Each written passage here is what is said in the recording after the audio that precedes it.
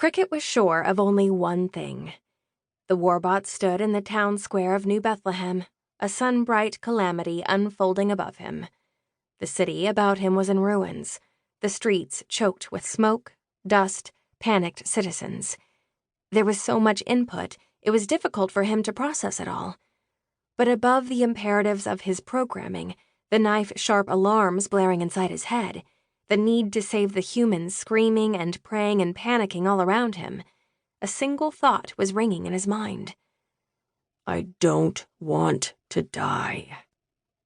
The Logica knew he wasn't alive in the strictest sense.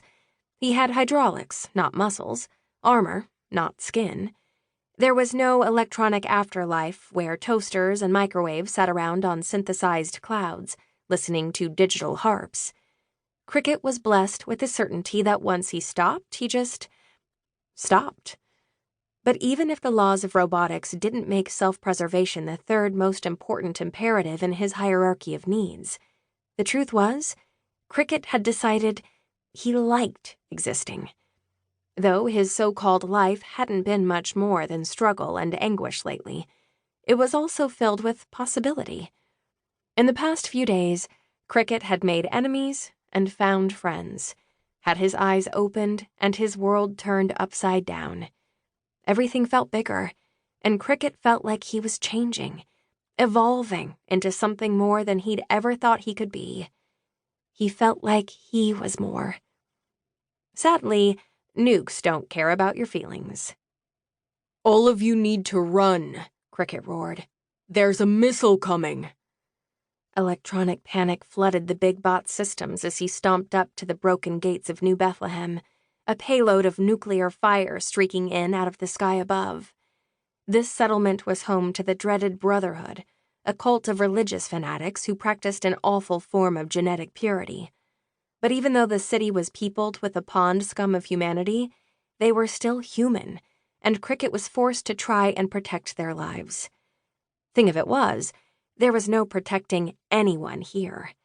As he'd flown away with Evie in the belly of his flex-wing transport, that scumbag preacher had warned Cricket the missile was on its way. The warbot knew there was nowhere to run. The blast would simply be too massive to escape. But still, the first law was screaming in Cricket's mind. His only concern? The hundreds of humans still in New Bethlehem. He had to help them. He had to save them. But how do you save the unsavable?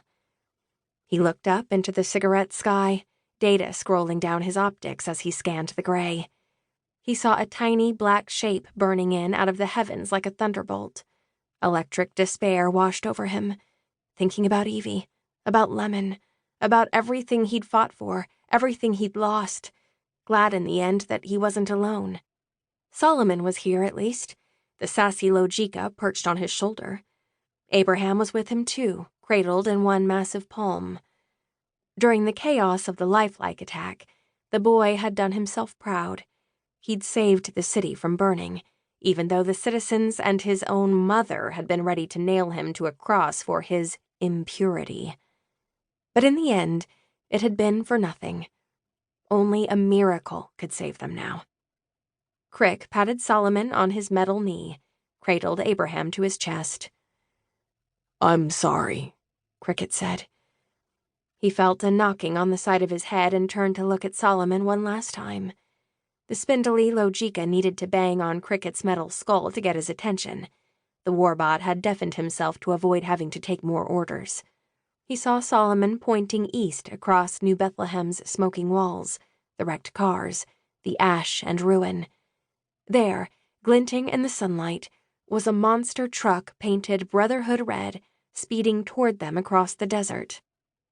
The big bot sharpened his optics, thinking he was glitching, as a colorless tear opened up in front of the truck. The vehicle plunged down into it, disappearing as if into a hole in the ground. A split second later, it plunged right out of an identical tear that opened up just in front of New Bethlehem's walls. The truck hit the deck, bouncing and crashing through the gate wreckage with a scream of tortured metal. The Brotherhood and citizens all scattered out of its way, the truck skidding and slamming into a row of rusty autos. Windows shattering, engines smoking, it ground to a halt in the middle of the town square.